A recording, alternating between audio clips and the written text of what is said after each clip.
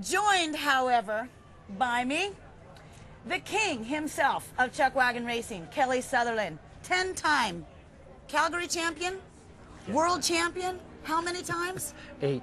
8-time world champion.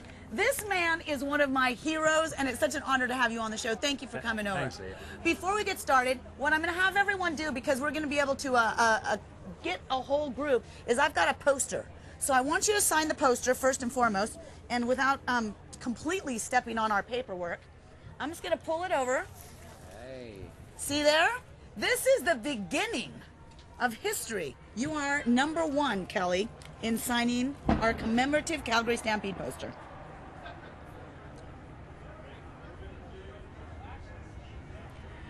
Do you know what he's writing?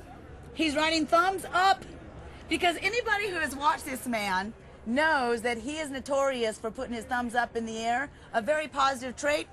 When did you start that anyway? I think just when I was a kid, if I won a race, and I ended up actually doing it even if I got outrun, because it seems to be the people like to see that, and I always go for the juggler when I'm in a wagon box. So. You certainly do. But you know, you have such a friendly demeanor. And going for the juggler, your focus, the year after year, I mean, you seem to be up too every single year, like nothing really drags you down. I think I just kind of get in the ozone layer somewhere, just to remove myself and get a strategic plan for 10 days. And anything can happen in a wagon race. You've seen it happen, but tonight things went pretty good. Oh, so, no doubt. you know, she's right on track so far. Yeah, that was a great run that you had tonight. Mark did the same thing. Yeah. You come with your whole family. You guys are on the road pretty much all of the summer. We can talk forever about strategies in the track, but I want to talk a little bit about what makes Kelly Sutherland tick as he's on the road, and how do you manage your day-to-day when you're doing this much traveling? Well, what we do is we train for a window of about 60 days in the spring. My son, Mark, and I, and 4 helpers. And then we're a traveling roadshow. I mean, we travel to 10 different cities, Calgary being the golden egg right in the middle.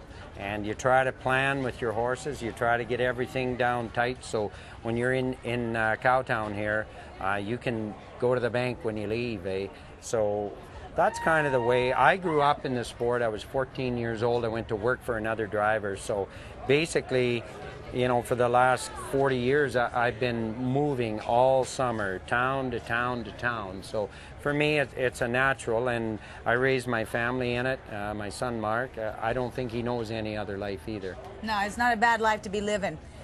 Horses don't talk, people. You have to be able to read your horses. You have to be able to understand what they need and what you can do for them to help them along.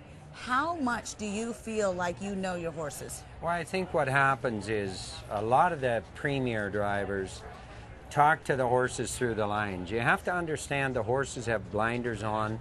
They have no response back. They cannot feel you on the back like they can on a good saddle horse. So what I always said is, them are telegraph lines. They're cueing that horse. They settle the horse down, they ask him to run, they ask him to work at the right time, and it's a combination. And I think, you know, I was blessed with some of that talent. I rode racehorses when I was a kid. I never was any good, so I had to do something else. But you know, kind of big for a yeah. jockey. Well, I rode till I was about 14, and then that's when my father said, "You might as well go to work somewhere.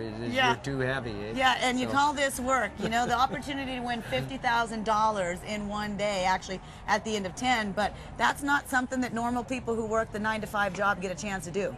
No, I mean, what's happened in the last decade of the sport, it's got a lot more profile, a lot more sponsorship, a lot more corporate involvement back at the barns, and that's really what's taken the sport to that new level. I mean, it's like getting in a dressing room, Leah. I mean, very few people, you know, have the opportunity to get in a dressing room or get in a baseball dressing room after the event, and that's what the corporate sponsors get here. It's a whole world back there, as you're well aware of. I mean, they're caring for horses, they're feeding, they're mixing mashes, different combinations of feed for horses, and they're all thoroughbreds. People have to understand, you know, they're thoroughbreds, they're high strung, but we use them because they got a heart that big. They just do, like, and it's the same as you. I mean, this man here, he is the thoroughbred of the sport as well. You truly are.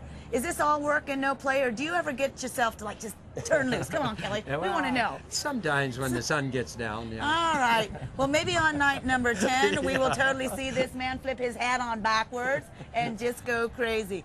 Kelly, thank you so much for joining us here tonight. It's been a pleasure. We'll be watching for this man all week long. Stick around. We've got more good stuff when we come back right after this break.